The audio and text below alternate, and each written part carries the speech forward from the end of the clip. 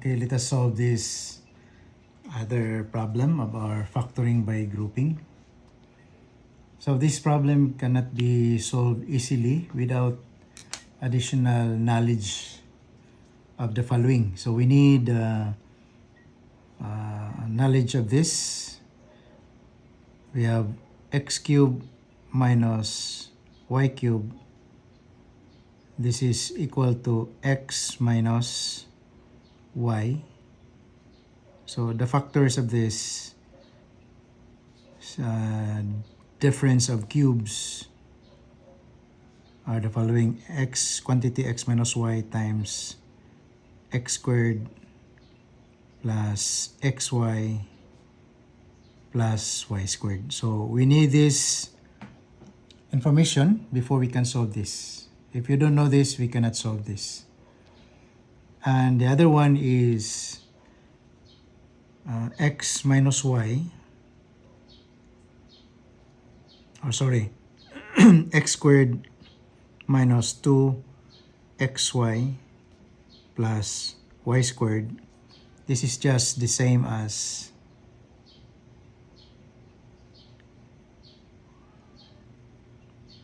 x minus y squared. Okay, we need these two information before we can solve this. Otherwise, you will lost all your times trying to find ways on how to factor this given polynomial.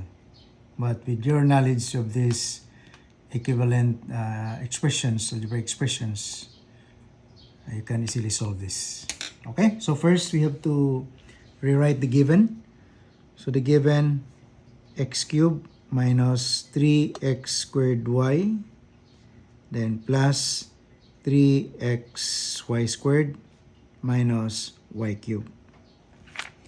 As what you have noticed from our previous examples, you have so far 6 examples for this topic, factoring by grouping. As you have noticed, we always group the first term and the second term as one group, and the third term and fourth term as another group. But in this kind of expression, we cannot solve this by factoring using that process. Okay? So we have to make use of this information to solve this. And as I've mentioned, it's not always that the first and the second term has to be grouped. There are times that you need to group first term and the third term, or first term and the fourth term, and so on and so forth. Okay? So I will demonstrate to you that statement that we cannot always group the first and the second term and the third and the fourth. So this time I'm going to group this term, first term and fourth term, to make use of this expression. Okay? So rewriting, we have x cubed minus y cubed. So consider this as one group, and then let's group these two remaining terms.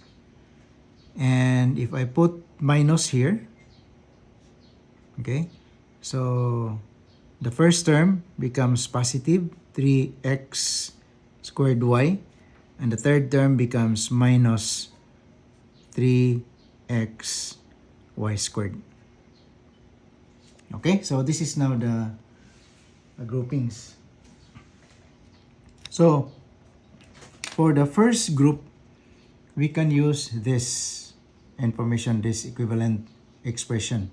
So instead of writing x cubed minus y cubed, let's take these factors to replace this. Okay, so writing the factors of this expression, so we have x minus y, and times x squared plus xy plus y squared. So that is only for this group. Then minus So what are the factors of this? So let's check the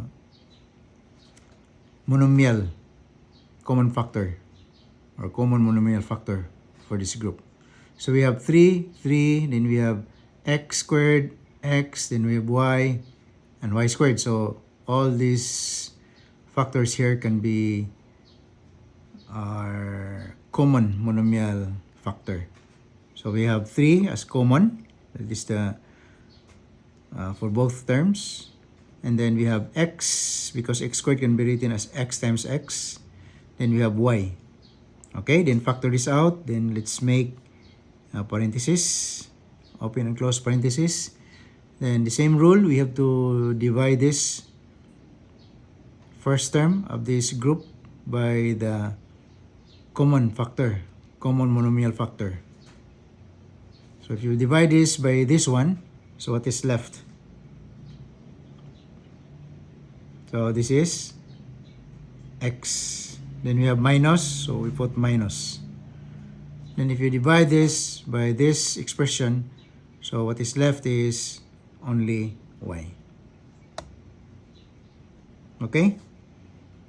Now we have another groups. So we can consider this as our one group and this one as our other group. Or we can call this as our first term as a whole, then second term as a whole. Then for each group or for each term, we can see a common factor. But the common factor now is a binomial. We have here x minus y, x minus y. So factoring out the common binomial factor, x minus y. Alright, then divide this group by this common factor, x minus y. Then let's divide it, let's write this parenthesis first. Okay, so this part divide by this, so what is left is this expression, x squared plus xy plus y squared. Okay, then we have minus, so we put minus. Then this part, this group divide by x minus y, so x minus y and x minus y cancels out, so what is left is 3xy. Okay, and then for the second factor, we can collect and combine similar terms. So we have here a term positive xy, and then we have here a term, the fourth term, as negative 3xy, so they are similar. So combining similar terms, you still remember how to combine similar terms? To combine similar terms, you have to add. That's the only rule. So we have to add. We have xy understood to have a coefficient that is equal to 1. Okay? And that is positive. And we have another xy but negative 3xy. So they are the similar terms. If you combine them, we have to add. And under the rule of addition, no? When you combine similar terms, the rule is if you're adding numbers or terms that are of different signs like this, so we have to subtract. Okay, subtract the coefficients. So we have the 3 and 1, so 3 minus 1 is equal to 2. Then carry the common variables and then carry the sign of the bigger number, which is in this case 3 is the bigger number. So the sign of 3 is negative, so you carry that sign. Alright, so rewriting, we have x minus y, then times the factors now, x squared, then the combination of these two is minus 2xy, then we have plus y squared. Okay, and then if you look at this, it follows this form, right? It follows this form. So therefore, this is just equal to x minus y squared. So writing it, x minus y times, so this one is just equivalent to x minus y then squared. Okay? And we can rewrite this as, this one is the same as if you have x squared. This is just similar to x times x. So we can rewrite this in this manner. So this is just equivalent to x minus y times x minus y. Okay, so these are the factors. Alright, so I hope you have followed our discussions. If you have any questions or if you have any comments, please leave your message, your questions or your concerns, your message in the message section below. Thank you.